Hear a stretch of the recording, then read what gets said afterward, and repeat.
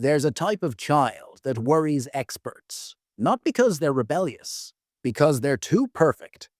Recent studies from Harvard Center on the Developing Child reveal something alarming. Children labeled as easy show 60% higher rates of anxiety disorders by adolescents. Why? Because they learned that being loved means disappearing. Today, I'm going to show you 5 critical warning signs. Signs that your child might be developing what psychologists call false self syndrome. And more importantly, how you can guide them back to authenticity before the damage becomes permanent. This isn't about creating difficult children. It's about raising genuine ones. Children who feel safe being real in their own homes. The hidden crisis in good families. Dr. Donald Winnicott first identified this pattern in the 1960s.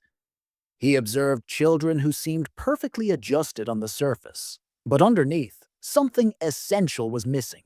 Their authentic self had gone into hiding. These children become experts at reading emotional environments. They adapt before anyone asks them to. They smile when they're sad. They agree when they disagree. They carry burdens that aren't theirs to carry. The tragedy? Parents often miss these signs completely because these children make parenting look easy. They don't cause problems. They don't demand attention. They just quietly fade away from themselves. Modern research confirms Winnicott's observations. Dr. Gabor Mate's extensive work shows that children face an impossible choice early in life: authenticity or attachment, being real or being loved.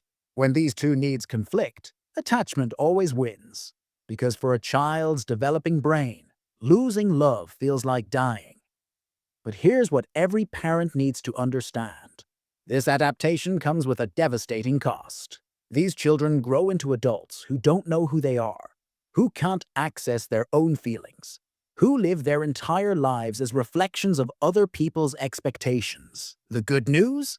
You can change this pattern. But first, you need to recognize it. Warning sign 1. The instant adapter. The first sign appears as emotional flexibility that seems almost supernatural. Your child never complains when plans change, never protests when they're disappointed, never shows frustration when things don't go their way. This looks like emotional maturity. In reality, it's emotional suppression. Here's a real example. 8-year-old Sarah was promised a trip to the park after school. When her mother arrived exhausted from work and suggested staying home instead, Sarah immediately smiled and said, "That's okay, Mom. I understand." No disappointment, no negotiation, just instant acceptance. Most parents would feel relieved. Sarah is so understanding, so mature for her age, but Dr. Alice Miller's research warns us about children who never advocate for themselves. They're not mature. They're afraid. Sarah learned something dangerous that day. Her feelings matter less than her mother's comfort. Her disappointment is less important than keeping peace. This lesson, repeated over time, teaches children that their inner world is inconvenient. The psychology behind this pattern runs deep. Children's brains are wired for survival through attachment. When expressing genuine emotions threatens that attachment, the child's nervous system makes a calculation. Silence equals safety. Compliance equals love. But this calculation creates a split. The child develops what therapists call a false self, a version of themselves designed to maintain connection at any cost. Meanwhile, their authentic feelings go underground. They don't disappear. They just become inaccessible. Research from the University of Rochester shows that children who consistently suppress authentic responses develop chronic stress responses. Their nervous systems remain in constant alert mode, always scanning for signs of disapproval, always ready to adapt. Parents can intervene by changing their response to disappointment. Instead of praising instant acceptance, try this approach. When your child seems unusually okay with disappointment, pause. Ask gentle questions. "I noticed you seemed excited about the park. How are you feeling about this change?" Give them permission to be disappointed. Show them that their feelings won't threaten your love. Say things like, "It makes sense that you'd feel sad about this. I would too." This teaches them that authenticity is safe in your relationship. The goal isn't to create demanding children. It's to create children who know their feelings matter, who understand that healthy relationships include space for disappointment, who learn that love doesn't require emotional perfection. Warning. Sign 2. The Emotion Detective. The second warning sign manifests as hypervigilance to adult emotions. Your child becomes an expert at reading your mood before speaking. They adjust their requests based on your stress level. They modify their energy to match your capacity. This emotional intelligence seems impressive, but it's actually a survival mechanism. Consider 10-year-old Marcus. Before asking for help with homework, he studies his father's face. Tired eyes mean wait until later. Tight jaw means ask someone else. Relaxed shoulder mean it's safe to approach. Marcus has become a forensic analyst of his father's emotional state. This isn't natural empathy. It's learned hypervigilance. Marcus discovered that timing requests wrong leads to rejection or irritation. So he developed an early warning system. His emotional radar constantly scans for safety. Dr. Bessel van der Kolk's research on childhood stress explains this phenomenon. When children feel emotionally unsafe, their brains prioritize threat detection over normal development. They become specialists in reading micro-expressions, voice tones, and body language. Not because they're naturally gifted, because they're chronically afraid. This creates a problematic dynamic. The child takes responsibility for managing adult emotions. They become the family's emotional thermostat, adjusting themselves to maintain comfortable temperatures for everyone else. Meanwhile, their own emotional development stagnates. They learn to sense everyone's feelings except their own. They become experts at external emotional landscapes while remaining strangers to their internal world.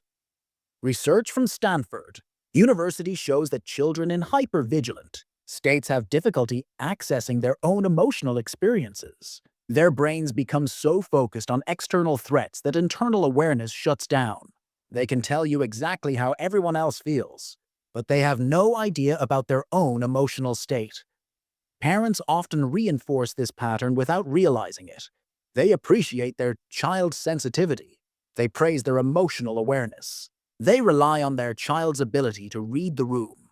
But this praise teaches the child that their value lies in emotional service to others. Breaking this pattern requires conscious effort from parents. Start by taking responsibility for your own emotional state. When you're stressed, say so directly. I'm feeling overwhelmed right now, but that's not your fault or your responsibility. Create predictable emotional safety for your child. Let them know that your love doesn't depend on your mood, that they don't need to manage your feelings, that it's safe to approach you even when you're stressed. Most importantly, help them reconnect with their own emotions. Ask questions like, "How are you feeling right now?" Focus on their internal experience, not their ability to read yours. Teach them that their emotional world matters just as much as everyone else's. Warning sign 3. The perfection prison. The third warning sign appears as a pathological fear of making mistakes. Your child doesn't just want to do well. They're terrified of doing poorly. Every assignment becomes a referendum on their worth. Every criticism feels like abandonment. This isn't healthy perfectionism.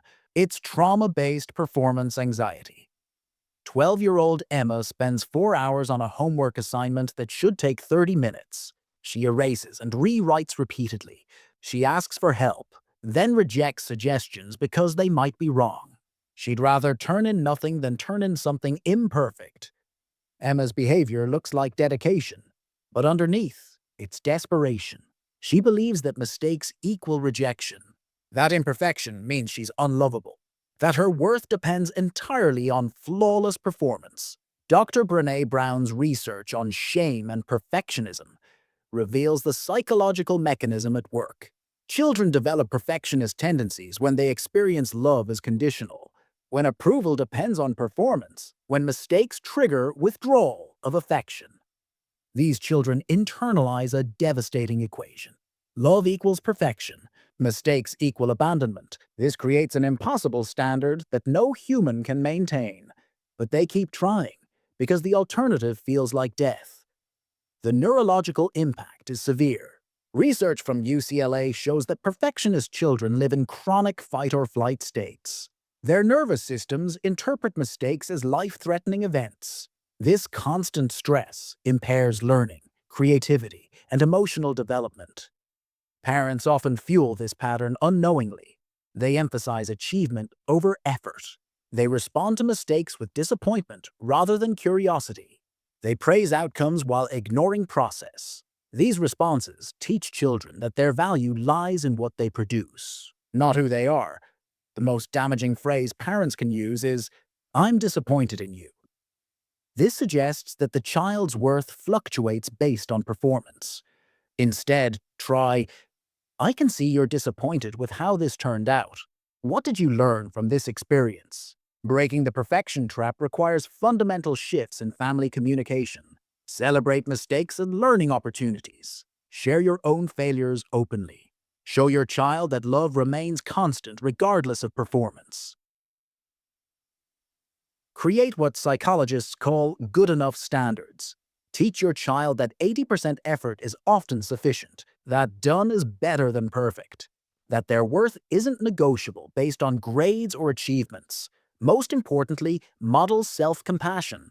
Let your child see you make mistakes without self-attack. Show them that humans are imperfect by design. That mistakes are data, not disasters. That love doesn't require perfection. Warning sign. 4. The invisible child. The fourth warning sign manifests as the complete absence of personal needs. Your child never asks for anything, never complains about fairness, never advocates for themselves. They become invisible in their own life. This self-effacement looks like maturity. In reality, it's learned helplessness. 14-year-old David consistently puts everyone else's needs first. When the family chooses a restaurant, he has no preference. When siblings argue over the television, he leaves the room. When friends make plans, he goes along with whatever they decide. David has learned to make himself small.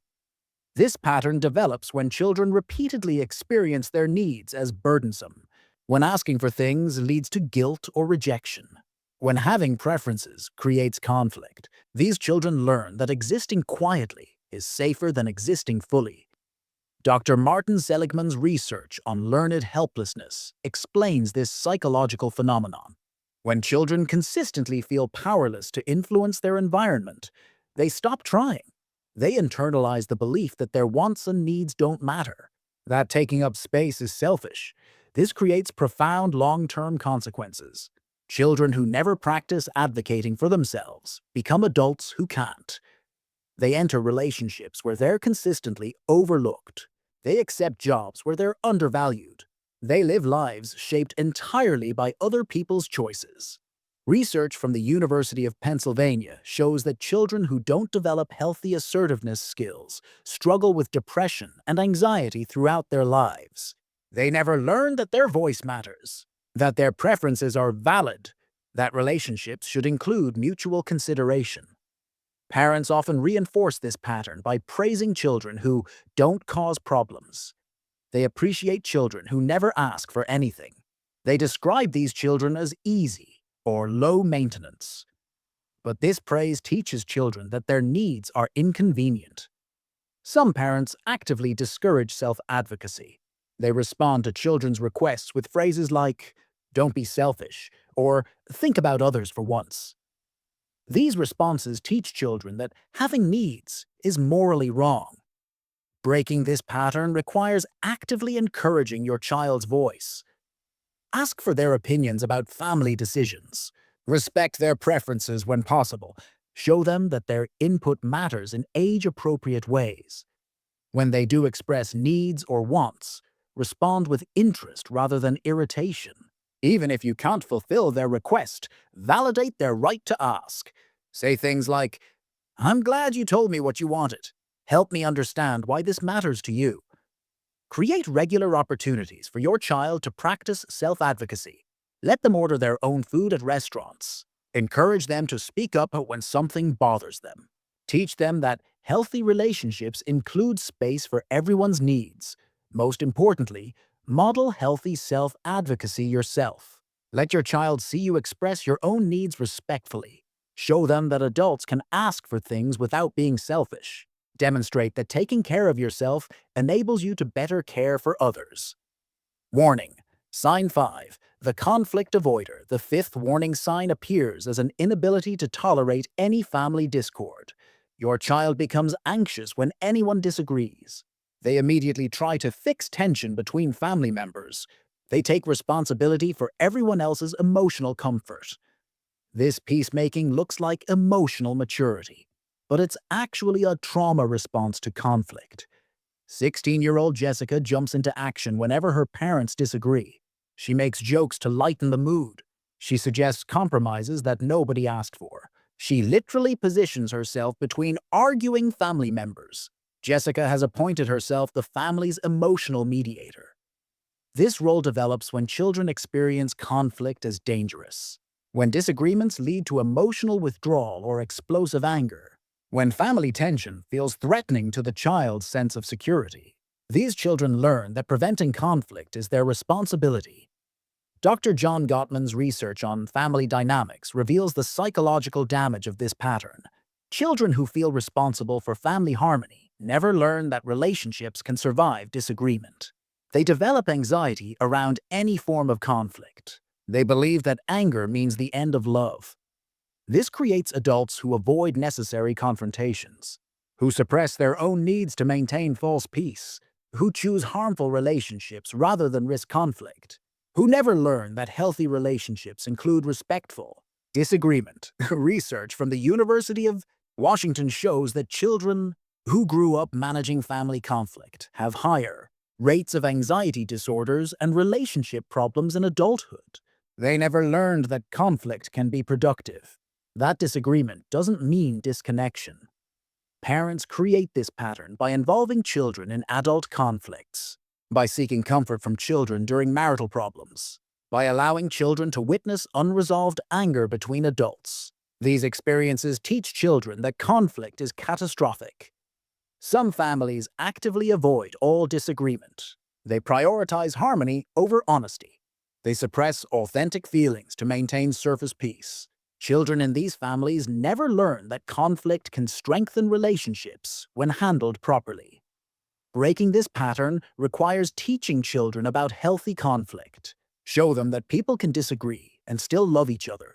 Model respectful disagreement in front of your children. Let them see you work through problems constructively. When family tension arises, reassure your child that it's not their job to fix it. Say things like, "This is between your dad and me. We'll work it out. You don't need to worry about this." This teaches them that adults can handle their own problems. Create family rules about respectful disagreement. Teach children that everyone's feelings matter, even during conflicts. Show them that the goal isn't to avoid disagreement, but to handle it respectfully. Most importantly, resolve conflicts properly in front of your children. Let them see you apologize when necessary. Show them that relationships can become stronger after working through problems. Demonstrate that love survives disagreement. The path back to authenticity. These 5 patterns often appear together, creating children who are perfectly adapted to everyone except themselves. Children who have mastered the art of disappearing while remaining visible. Children who are loved for who they pretend to be, not who they actually are. But here's what every parent needs to understand. This isn't a character flaw in your child. It's not a sign of weakness or manipulation. It's an intelligent adaptation to emotional environments that felt unsafe for authenticity. Your child developed these patterns to maintain connection with you. They sensed, consciously or unconsciously, that certain parts of themselves created discomfort in the family system. So they edited those parts out. Not because they wanted to, but because they needed to. The beautiful truth is that authenticity can be recovered, but it requires conscious effort from the entire family system. It requires parents who are willing to examine their own responses to their child's full emotional range. Dr. Alice Miller's groundbreaking work shows that children will risk authenticity when they feel unconditionally accepted. when they trust that love doesn't depend on performance, when they believe that being real is safer than being perfect. This transformation doesn't happen overnight. Children who have spent years hiding their authentic selves need time to trust that it's safe to emerge. They need consistent proof that your love remains stable regardless of their emotional expression.